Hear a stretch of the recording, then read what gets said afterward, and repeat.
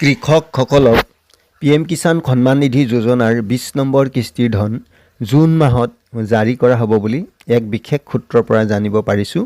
খেতিয়কসকলক farmer ID নাথাকিলে কিস্তিৰ ধন পাবৰ বাবে যোৱা 30 এপ্ৰিল তাৰিখৰ ভিতৰত ফাৰ্মাৰ ৰেজিষ্ট্ৰি কৰিবলৈ ঘোষণা কৰা হৈছিল।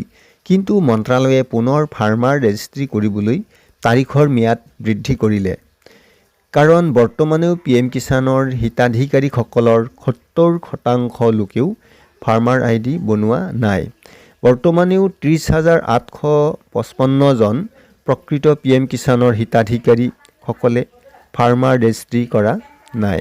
জানিব পৰা মতে এই 30,855 জন কৃষকে PM কিষাণৰ 20 নম্বৰ কিস্তিৰ পৰা বঞ্চিত হ'ব।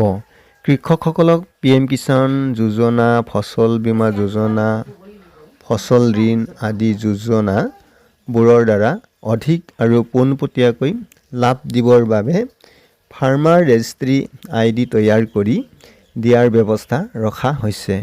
কৃষকসকলে PM কিষাণৰ 20 নম্বৰ কিস্তি জাৰি কৰাৰ আগতে ফাৰ্মাৰ ৰেজিষ্ট্ৰি আইডি সম্পূৰ্ণ কৰাৰ প্ৰয়োজন বা উচিত। PM কিষাণৰ 20 নম্বৰ কিস্তি অহা জুন মাহত মুকলি কৰাৰ পূৰ্ণ সম্ভাৱনা আছে।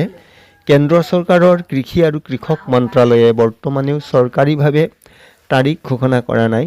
20 নম্বৰ কিস্তিৰ তাৰিখ ঘোষণা কৰিলেই এই চেনেলৰ যোগেদি আপোনালোকক জনাম। যদি আজি এই চেনেলত প্ৰথম আহিছে, PM কিষাণৰ নতুন আপডেটবোৰ পাই থাকিবৰ বাবে চেনেলটো ছাবস্ক্ৰাইব কৰিব আৰু এই খবৰটো সকলোৱে জানিবৰ বাবে ভিডিঅ'টো যিমান পাৰে আপোনালোকৰ বন্ধুবৰ্গক হোৱাটছআপত শ্বেয়াৰ কৰিব। ধন্যবাদ।